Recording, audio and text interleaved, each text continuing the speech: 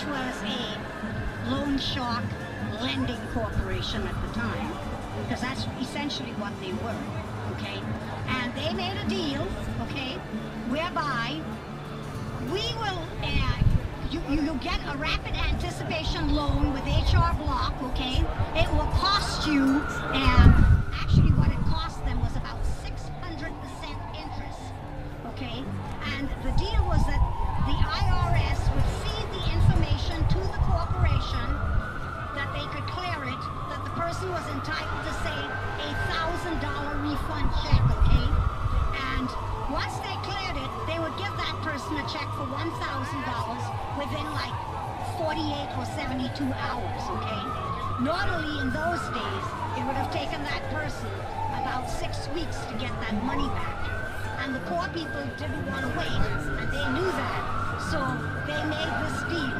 And the first year they had that program going, Beneficial Management Corporation made $10 million on that deal the first year.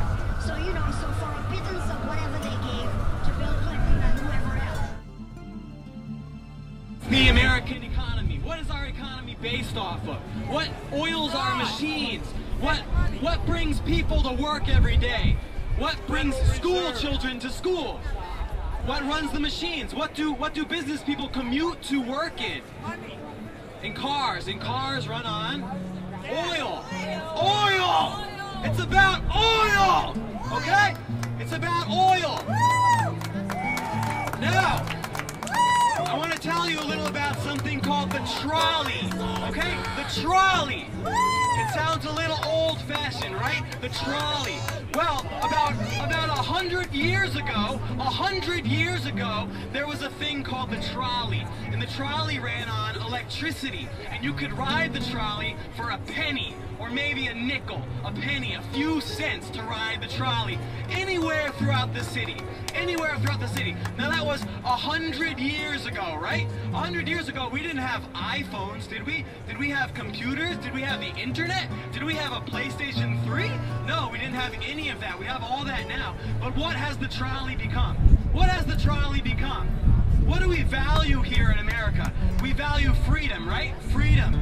We also value individuality. This is the American mindset, freedom and individuality. So what we have now are personal cars. And personal cars use 20, 30, 40, 50 times the amount of energy that these trolleys use. Now, I'm a huge advocate for public transportation, and I'm not talking about New York City. So let's ask ourselves, what are we doing to reduce our consumption of oil?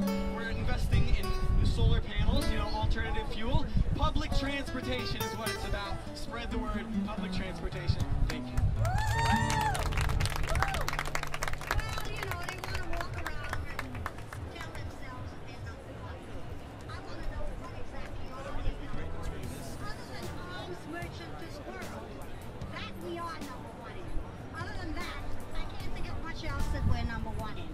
We certainly aren't number one in exactly what he just said.